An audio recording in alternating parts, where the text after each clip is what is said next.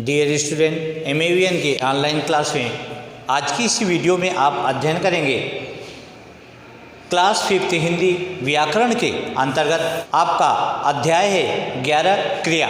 क्रिया का अध्ययन करेंगे। तो सर्वप्रथम आप जानिए क्रिया है क्या। क्रिया किसे कहते हैं? तो किसी कार्य के करने का या होने का बोध कराने वाले शब्दों को क्रिया कहते हैं। अर्थात जिसके द्वारा किसी कार्य के होने का बोध होता है या जिसके द्वारा किसी शब्दों का बोध होता है उसे क्रिया कहते हैं।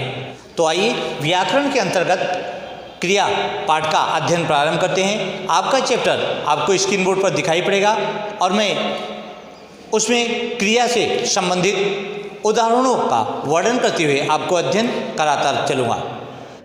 तो आइए अध्ययन प्रारंभ करते हैं। अध्याय 11 क्रिया। अब देखिए क्रिया किसे कहते हैं मैंने आपको बता ही दिया है। यहाँ आप देख रहे हैं बारिश हो रही है, तो बारिश हो रही है तो यहाँ बारिश जो है बारिश क्रिया है। ठीक है, बच्चे उसमें नहा रहे हैं, फिगर में आपको चित्र में दिखाई पड़ रहा है। नहा रहे हैं तो नहाना भी उनकी क्रिया है। एक लड़की पानी में नाव चला रही है, तो नाव क्या है?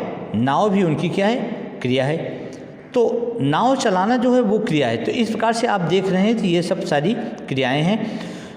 ऊपर के वाक्यों में रंगीन छपे शब्दों से आपको किसी न किसी के कार्य होने का बोध हो रहा है, अर्थात किसी न किसी कार्य के होने का बोध हो रहा है। अतः इन शब्दों को क्रिया कहते हैं। और नीचे क्रिया की परिभाषा दिया गया है कि क्रिया किसे कहते हैं।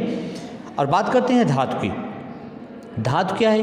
क्रिया के मूल रूप को धातु कहते हैं। जैसे पढ़, लिख, खा, गा, सो, उठ, बोल, चल इत्यादि ऐसा होता है। कुछ धातु एवं उनके बने विभिन्न रूप नीचे दिए गए हैं, जिन्हें आप देख लीजिए। नीचे दिया गया सो। सो से क्या बनता है? सोना, सोएगा, सोएगी, सो रहा। ये सब क्या है? ये धातु रूप हैं। अब इन धातु रूपों से ये क्या हो रहा है? इनके विभिन्न रूप हैं ये सब। जैसे जा है, जा का अर्थ क्या होता है? जाना, जाती है, जाएगी, जाओ। पी है, पीना, पिएगी, पिया, पियोगी। उठ है, उठा, उठना, उठेगी, उठती है। चल है, चलना, चलेगी, चलें, चलो। रो है, रोना, रोएगी, रोई, रोता है। लिख है तो लिखना, लिखेगी, लिखो। कूद है, कूदना, कूदेगी, कूदेगी, कूदेगा, कूदो इत्यादि बहुत सारे ऐसे शब्द इससे बन सकते हैं। देखिए क्रिया के भेद, बात करते हैं क्रिया के भेद का। तो क्रिया के दो भेद होते हैं। एक सकर्मक क्रिया होती है, एक अकर्मक क्रिया होती है। नंबर 1 सकर्मक क्रिया। अब सकर्मक क्रिया क्या है? तो जिस क्रिया के साथ कर्म होता है उसे सकर्मक क्रिया कहते हैं। जैसे तरुण पानी पी रहा है, जैसे राजीव केला खा रहा है, जैसे जाह्नवी गाना गा रही। तो आप यहाँ सब देखेंगे, यहाँ इनके साथ क्या हो रहा है? इनके साथ कर्म लगा हुआ है क्रिया के साथ, तो इसलिए ये सकर्मक क्रिया इन्हें कहेंगे। अब अकर्मक क्रिया क्या होती है?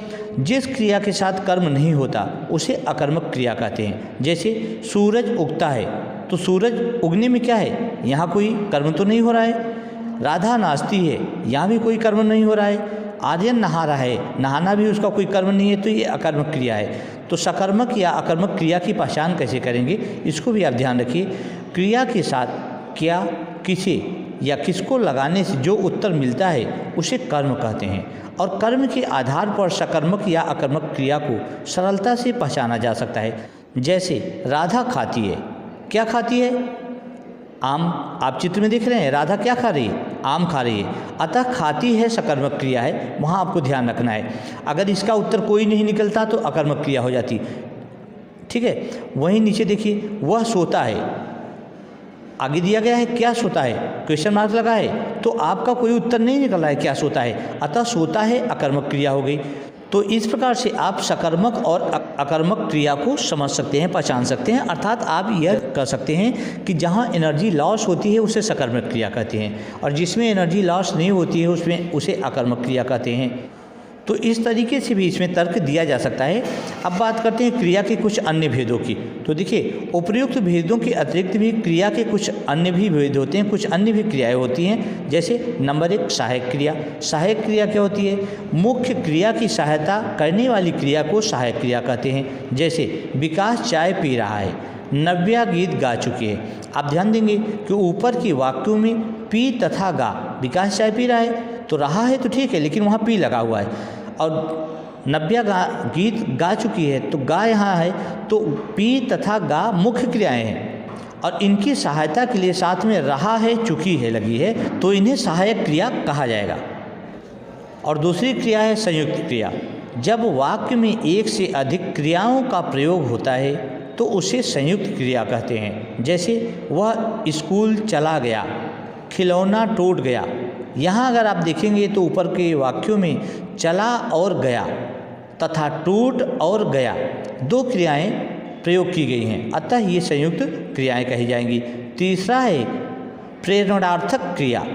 जब कर्ता स्वयं कार्य न करके दूसरे से कार्य कराता है या उसे प्रेरित करता है तो उसे प्रेरणार्थक क्रिया कहते हैं। जैसे हम माली से पौधा लगवाते हैं, अध्यापक छात्र से पाठ पढ़वाते हैं। तो ऊपर के वाक्यों में अगर आप ध्यान देंगे तो कर्ता हम और अध्यापक स्वयं कार्य न करके क्रमशः माली और छात्र से काम कराते हैं, अतः इन्हें प्रेरणार्थक क्रिया कहते हैं। चौथा है पूर्वकालिक क्रिया। तो जो क्रिया मुख्य क्रिया से पहले समाप्त हो चुकी होती है उसे पूर्वकालिक क्रिया कहते हैं। जैसे फूलदान गिरकर टूट गया है, जैसे पानी बरसकर निकल गया है। इन वाक्यों को अगर आप देखेंगे तो गिरकर और बरसकर पूर्वकालिक क्रियाएं हैं, तो इस प्रकार से इन्हें समझ सकते हैं। और पांचवा तथा अंतिम है द्विकर्मक क्रिया। जब वाक्यों में दो कर्म होते हैं तो उस क्रिया को द्विकर्मक क्रिया कहते हैं। जैसे माँ ने बच्चे को दूध पिलाया, जैसे मैंने नेहा को मिठाई खिलाई। तो यहाँ अगर आप देखेंगे तो बच्चे और दूध तथा नेहा और मिठाई दो दो कर्म हैं, अतः इन वाक्यों की क्रियाएं द्विकर्मक क्रिया हैं। तो इस प्रकार से आप इन्हें आसानी से पढ़कर समझ सकते हैं। तो बच्चों आज की क्लास में बस इतना ही। Thank you so much.